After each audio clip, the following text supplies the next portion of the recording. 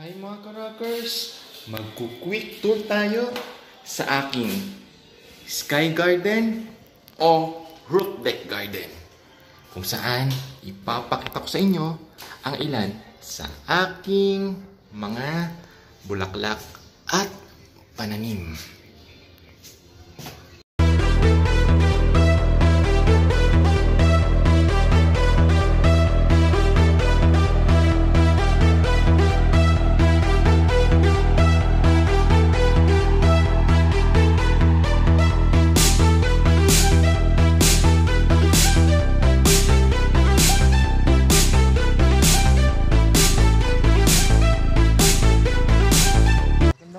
Mga ka-rockers, at para sa araw na ito, i-quick tour ko lang kayo sa aking garden sa roof deck.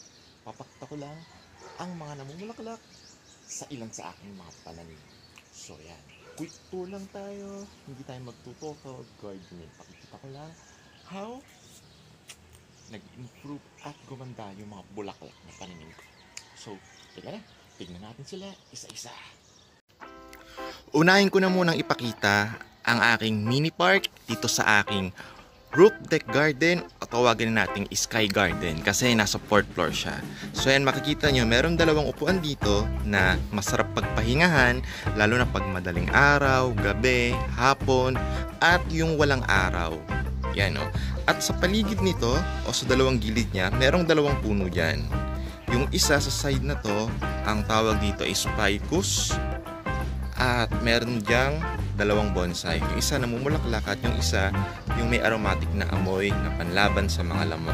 Same din dito, etong side nito, meron nga diyang yan, parang bonsai na kulay yellow-green na may aromatic na pantaboy sa lamok. At meron dito rose santan. Yan. At eto yung puno. Yung puno na malago na makikita nyo usually sa mga park at sa mga mall. Yan o. So, patuloy siya tumatangkad at lumalaki.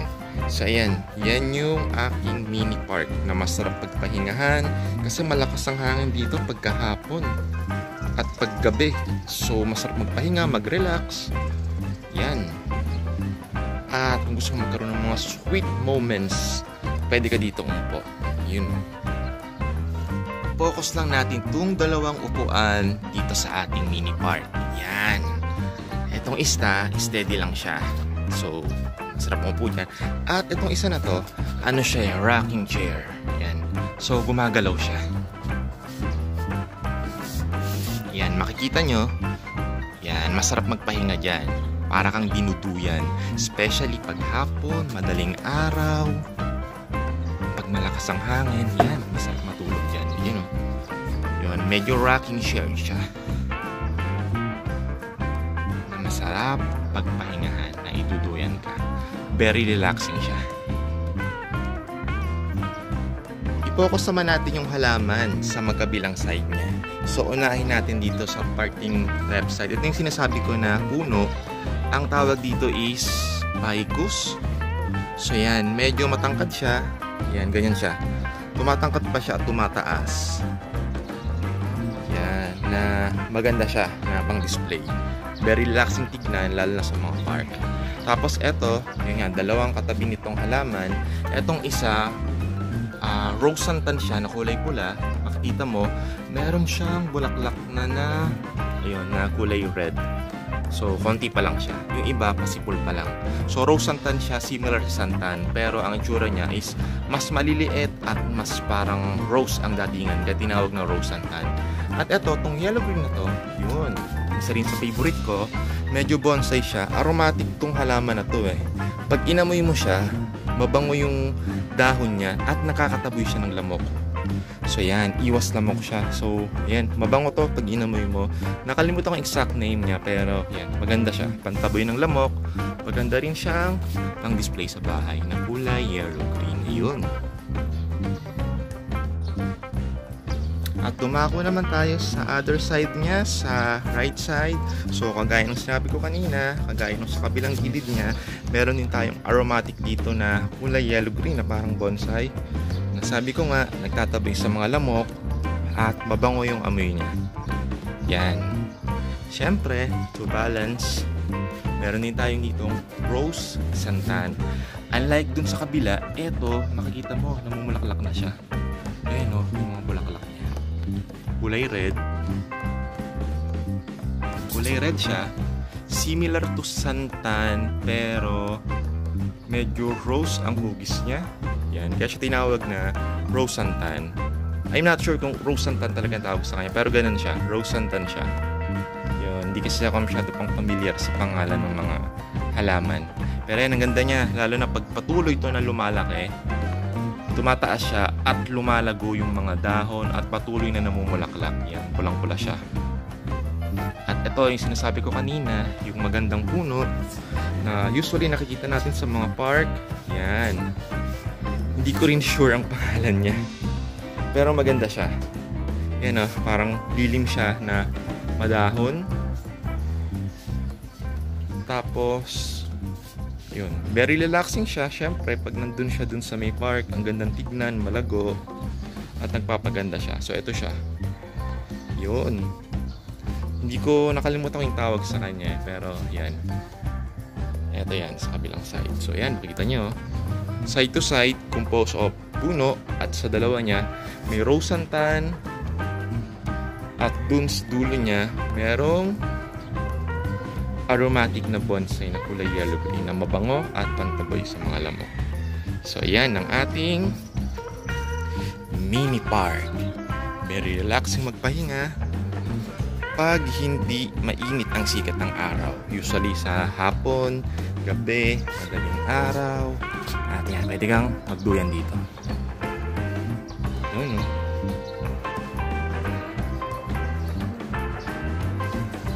Pakita ko na rin yung entrance niya paakyat sa ating 4th floor. So yan, may hagdanan tayo dito from 3rd floor paakyat, tapos may lights dyan. Syempre sa gabi, yan ang magpapailaw sa ating hagdan at sa entrance natin dito sa Sky Garden. Yun, syempre may welcome pagpasok mo. At ito, yan yung ating glass door na may rails, na may tubular rails. So yan. So ito, salamin siya. At may mga rails nga siya. So yan, ito ang ating entrance going to our Sky Garden. Tapos sa side niya, yan, ito yung park. May mga puno dyan. Yun. At sa kabilang side naman, makikita mo yung mga sampagita na mag-welcome sa inyo pag-akyat mo. Sabi ko nga kanina, ang mag-welcome mo dito is yung 4 na sampagita. Yan, actually maging 5 yan eh. Kulang pa ng isa dito.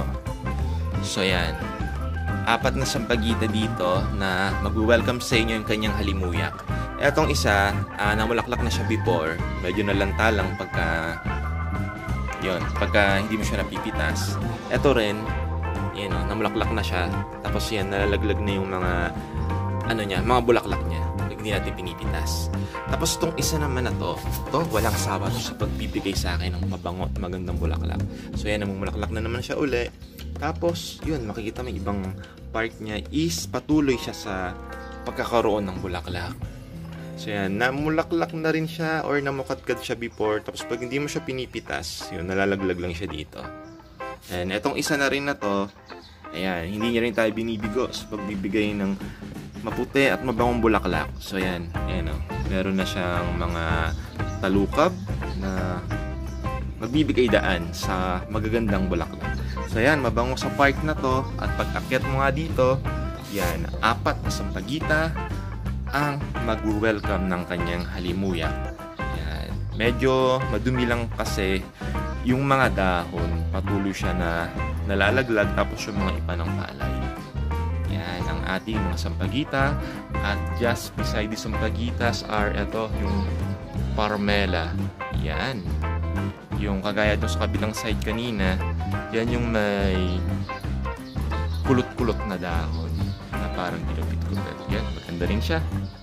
So yan, ating welcome sampagitas. Ito yung isa sa aking mga gumamela.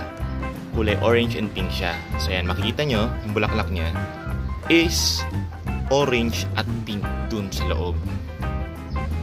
Yan. So, yan, namulaklak na rin siya. At yung iba, patuloy pang na mas namumulaklak. Yung next ko, gumamela pa rin. Kulay dilaw. Ayan, dilaw naman siya. At makikita nyo, yan, padami na ng padami. So, later, makikita natin na mas bubukadkad pa siya. At mamumulaklak. Yun. Katabi nito, ito yung puno na tumataas. Hindi ko alam ang tawag sa kanya eh. Pero maganda to pag tumaas kasi yan, mataas siya tapos parang pinya yung mga spike niya. Though hindi ko talaga alam kung ano yung tawag sa kanya. Yan, at yung isa, again, another, gumamela ulit. Yan o. So, iba rin yung kulay niya. I think mas darker yellow to. Yan, at may mga ilan na namumulaklak. Ayun. So, dadami pa yan on the coming days. Ito yung pinakamatangkad sa akin gumamela, yung pinakamalaki. Yan, gumamela siya na kulay pink. So, hindi lang siya masyadong bumubuka ngayon. Pero last time, nakita nyo, ang ganda niya, yung bumpadkad siya. So, ayan, ang dami pang mga pabukadkad ng mga flowers. Yan, isa sa pinakamatangkad ko na gumamela na patuloy at walang sawa sa pamimigay ng bulaklak. Yun. So, ayan siya. Yan, yung pinakamatangkad na gumamela. Kulay pink naman siya. Yun, no?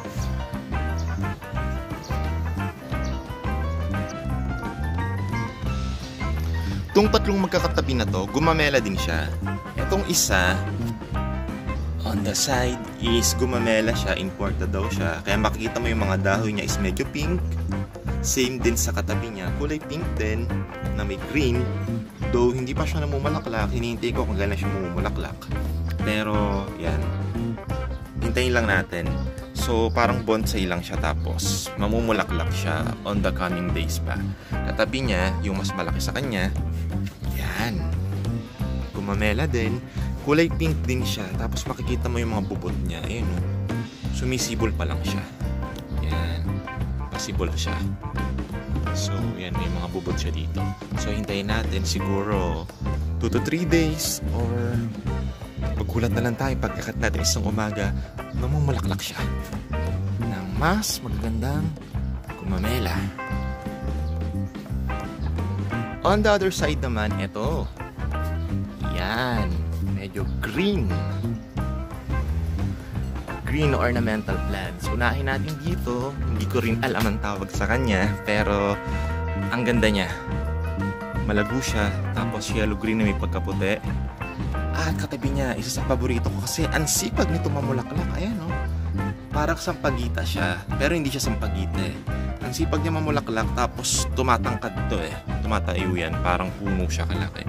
Tapos ang dali niya pamulaklakin, no? Ang ganda. Puti yung isang kulay niya, pero ang variation niya, meron din niyang violet at kulay yellow. So ayan, nakikita niya siya. Though hindi ko alam ang pangalan niya. Katabi niya, eto, maliit pang puno. Ficus din to eh. Hindi ko alam exact name, pero parang ficus siya. Maganda yan pag lumaki. Yan, matangkad siya. At malago, malaming dahon. Katabi rin ito sa side is eto, itong 5 fingers na isa rin sa favorite ko kasi hindi siya nalalanta. Patuloy na lumalaki kahit maliit lang yung paso niya. Yellow-green din siya. At katabi niya, yung sa side to balance, yan. Yung sinasabi ko kanina na malago na hindi ko alam ang name niya. Yun, pakicomment na lang kung alam niyo yung pangalan niya. Yan.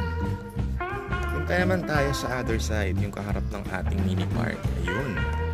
Meron dito, hindi ko pa siya nalalagyan ng paso. Ito yung money tree daw.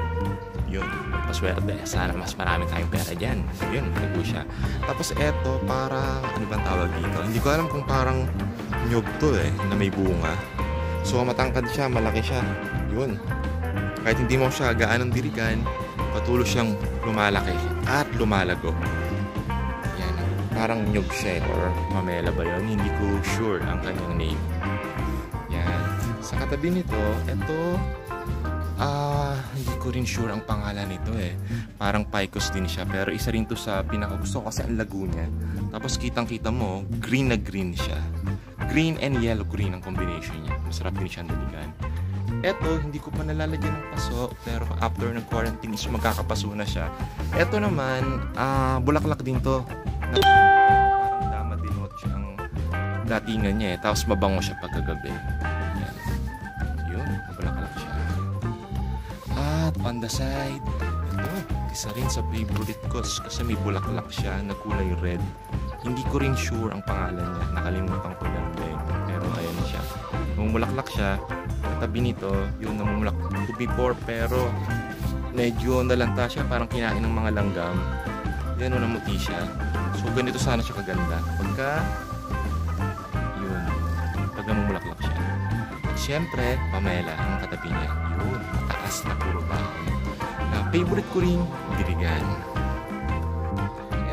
Sa other side, meron tayong hindi ko rin alam ang pangalan niya, pero makintab siya pagkagabi. Yan, yung halaman na yan. Tapos meron din dito, hindi ko rin sure ang pangalan niya, pero yan, namumulaklak din yan. Hindi lang siya mamulaklak ngayon. At etong halaman to, parang pamela din siya, or parmera, na yung dahon niya, lukot-lukot. Nakakala mo lantain, pero hindi. At ayan o, ayan, sira-sira yung dahon niya. Yan yung design niya. Yan, gupit-gupit siya. Pero maganda yan, matibay yan. At matatag sa init. Yan, no? Hindi ko lang din sure. Parang parmera to eh. But I'm not exactly sure yung name niya. Yan. Dito naman tayo sa other side. Meron akong malaking puno dito na parang pine tree ang datingan niya. Patachulok siya. Maganda daw yan pag Pasko kasi pwede mo na siya lagyan directly ng Christmas light. So malagutong puno na to. Tapos ang bulaklak niya, ito. Hindi siya actually bulaklak. May mga dahon siya na kulay red na medyo brown. Ito yung daw pinakabulaklak niya eh. Pero nakalimutan ko yung pangalan ng puno na to. Sa side niyan, meron niyang ayan, may mga bantayan. Ito, favorite ko.